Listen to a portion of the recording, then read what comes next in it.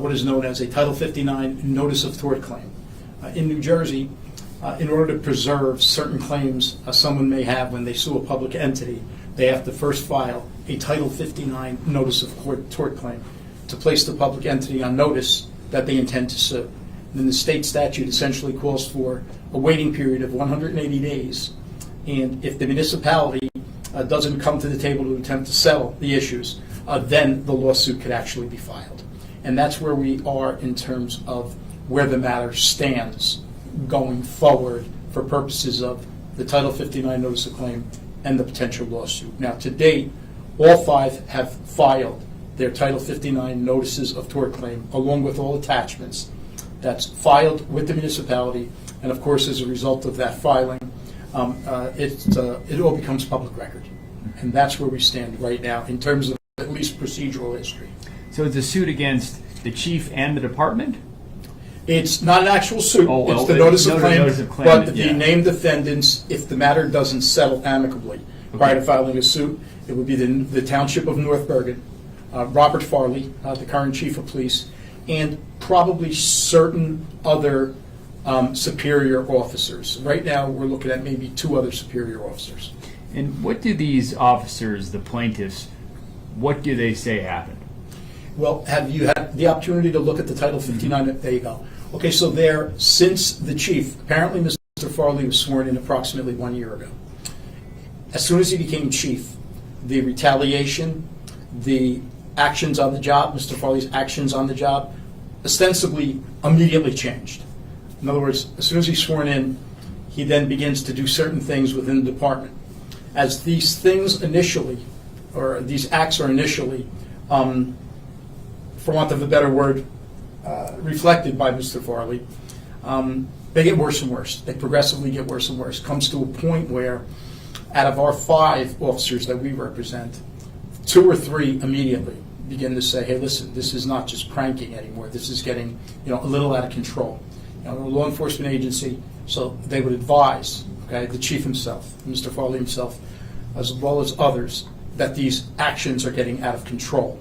Once they started to take umbrage at the actions, then remarks were made to them along the lines of, "You can't take a joke. If you can't take it, get out, retire, get lost. Remove yourself from the department." Again, subsequent to that, Mr. Farley's actions got worse and worse. So when I say worse and worse, worse and worse, month after month after month, to a point where the only way we could describe them now, and all you have to do is look at the evidence, the pictures, the photos, what's stated in the Title 59 Notices of Claim. We actually have another video, a separate video. All you have to do is take a look at those to show what these acts entail. And some of them are just absolutely disgusting. Others have nothing to do with the officers. When I say nothing to do with the officers on the job, it actually went so far as to send certain things to officers' homes in terms of, I say in terms of, more precisely, masturbation cream, sexual toys, certain flags, gay flags. Listen, nobody really cares. If someone is gay, nobody cares about that. But why a gay flag would be sent by Mr. Farley to one of our officers' homes so the wife and the child could see it and open mail, we have no idea. You'd have to ask him that. Other acts include stabbing one of our officers in the genitals with a hypodermic needle, placing Viagra, Adderall in office coffee urns, for want of a better word, coffee pots, shaving. And I know some of this sounds a little weird, guys. It's not real easy to relay, because it's so bizarre. Shaving his arms, taking his shirt off, naked from the waist up, and shaving his arms on the desks of, I believe it's a deputy chief, scraping certain excrement off of his underwear onto persons' desks, defecating on the floor, near garbage cans, where witnesses watched it, saw it, not once, but numerous times. And this is just a smattering of certain things that were done. There's much more that are done, and they're all enumerated in the Title 59 notices of tort claim. When you first had this case come across your desk, how'd you feel? What was your reaction? Bizarre. We've represented probably literally hundreds and hundreds of police officers over the years. What you do here at our firm, what we sort of specialize in. And you think you see it all. We've never seen anything like this in all my years. I'll be a lawyer almost 40 years next year. He's a little younger, one of our partners here, but we've never seen in all the officers matters we've seen. We represented officers in criminal, civil, matrimonial, whatever it might be. We have never seen anything that comes anywhere near this. This is, again, I make my living with words. I've said it before. As a trial lawyer, I make my living with words. I can't think of the precise word that would, describe what these actions, or how these actions could be described. And these are all things that he's accused of doing after he was promoted to chief? As soon as he was promoted to the position of chief, this is when this all started in earnest, and it just got progressively worse and worse and worse. At one point in time, one of our clients, actually two of them, advised their supervisors there that they were reporting what's going on to the Attorney General's office, New Jersey State Attorney General's office. We suggested to them that they do that after consultation. One of the clients advised the supervisors that they were actually driving there. They were leaving the department to drive to the Attorney General's office. As they're driving to the Attorney General's office, that client who advised them that he was doing so received a phone call, and he was terminated over the phone by, we believe, a deputy chief. Pretty sure it's a deputy chief. The termination was clearly illegal, violated 3 or 4 state statutes. You just can't do that. You're entitled to procedural due process, internal affairs trial, and everything else. Preliminary notices, disciplinary action. None of that was done, and he was just telephonically terminated.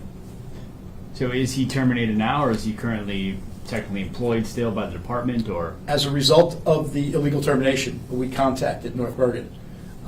It appears as though North Bergen realized that that cannot be statutorily done. It was illegal.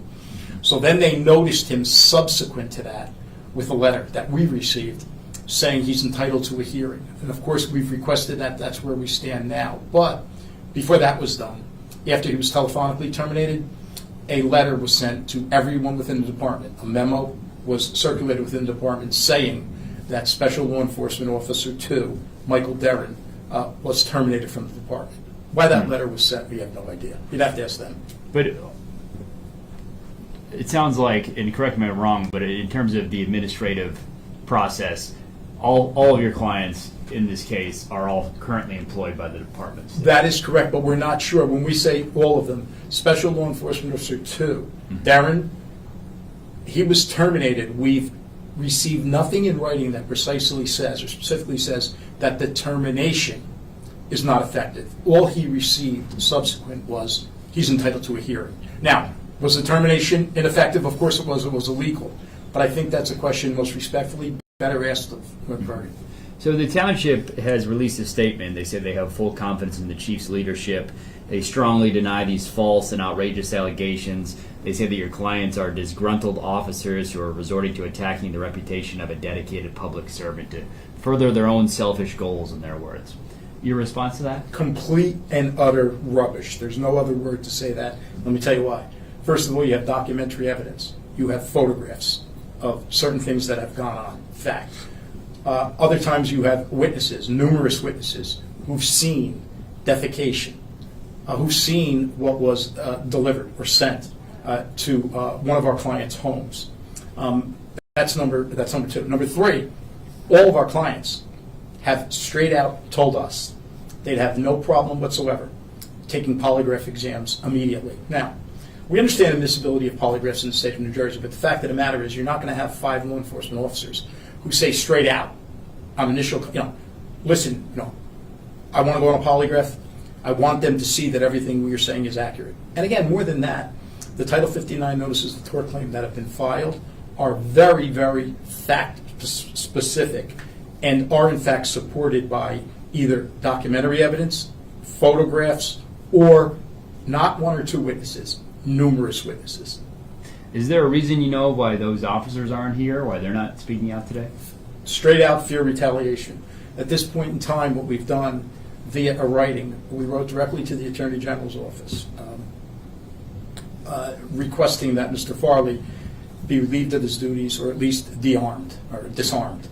They're scared based on certain fit of rages that they've witnessed. Now that they have filed this and it's become public the way it has, and again, it's all public record. It's a public filing, a Title 59 notice of tort claim. They all fear that if they're physically on the job there and he's physically there, they feel for both retribution on the job, career retribution, as well as physical retribution. Excuse me. I think you covered about everything we needed. Is there anything else you want to add? Nothing other than we understand that the statement that's been issued, that there's no signature on that. It was just a representative of the township. That's what we understand. So why they're saying what they're saying, essentially, we don't understand in light of the evidence we've provided to them. That's about it. Do you guys have any questions? How would you characterize the work environment at that police department? From what we're told by our 5 officers, as well as several others that we don't represent, right now, the work environment is chaotic. Now, I can tell you, based on experience with the North Bergen Police Department, we've represented other officers in the past, years back, for different reasons. The North Bergen Police Department is one of the finest police departments in the state of New Jersey. Phenomenal, not good, phenomenal officers there. So to be told what we're being told now, that it's either chaotic, that this entire story has essentially dropped a chaos grenade on the department, I guess you're better off speaking most respectfully to representatives from North Bergen to maybe further describe. And how long have your clients been on the job? Several years. One, the special law enforcement officer, 2, was a retired officer, asked to come back by Mr. Farley to work in his front office. Second one is a lieutenant on the job for years. And all other officers, well, 2 of the others are on the job also for years. One is younger, and that is the special law enforcement officer 2, Mike Darren, his son. And by the way, as soon as our client, Darren, was illegally terminated telephonically, his son, within 24 hours, I believe it is, was transferred from the day shift to the midnight shift. Was there any behavior like this before he was elevated to chief? We've been asked that question before. From what our clients are saying, no, nothing this bizarre. It seems like as soon as he was sworn in, the information that we've received by way of our investigation so far is ostensibly as soon as he was sworn in, his behavior immediately began to change. But it's interesting to note it's become progressively worse and worse and worse. Were there any other complaints filed besides the Attorney General's office beforehand? What we could tell you factually is, we advised the clients to go to the AG's office to report it.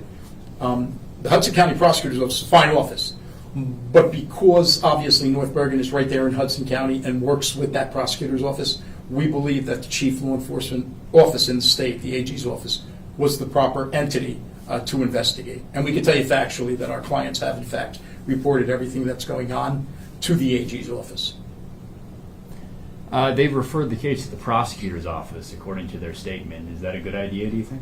Well, what we understand is they referred it to the Hudson County Prosecutor's Office. The Hudson County Prosecutor's Office has now referred everything, all questioning, to the Attorney General's office.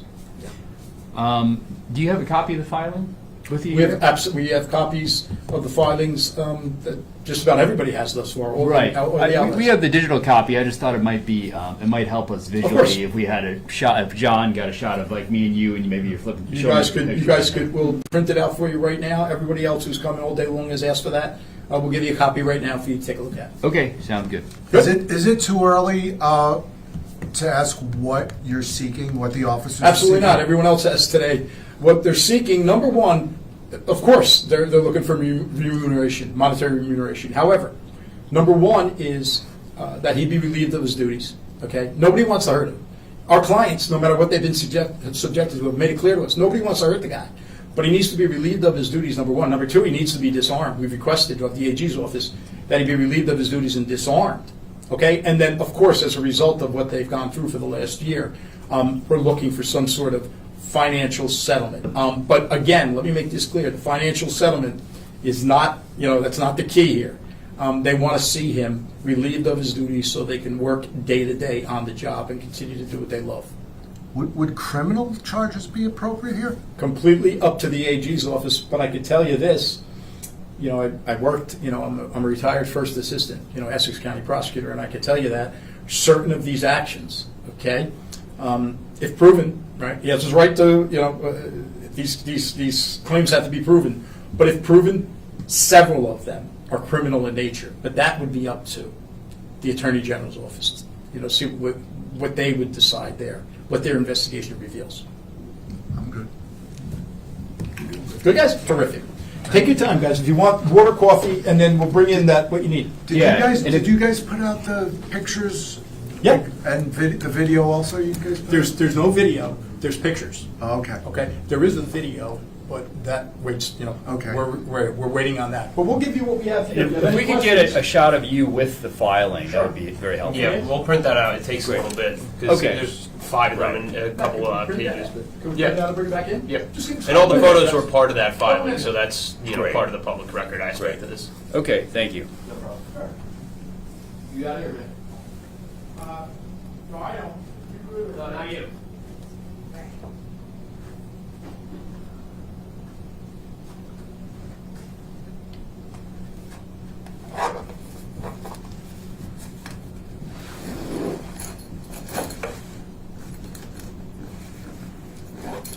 Hey, it's Scott. All right, it's Jonathan back here.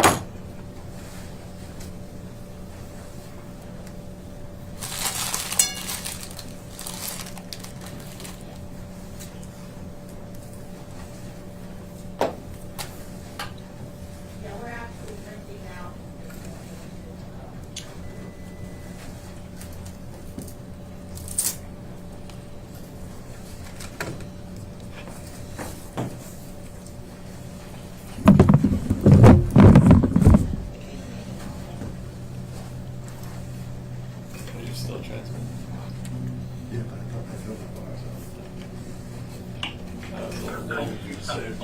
Only coming back to pick up. Yeah, isolation. He was doing that Columbia head. Hello. Hi. Okay. Yeah. So you have the pictures there? That they were? Oh, okay. Let me see if I can get them, or I'll get them sent to you.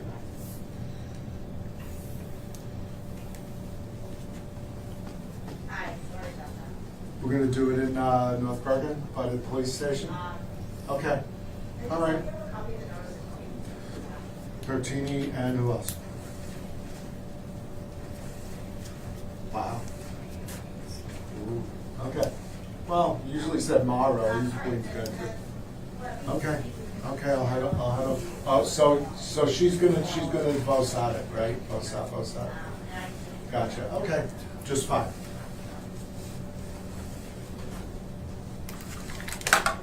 Okay. Got it. Thank you. Bye.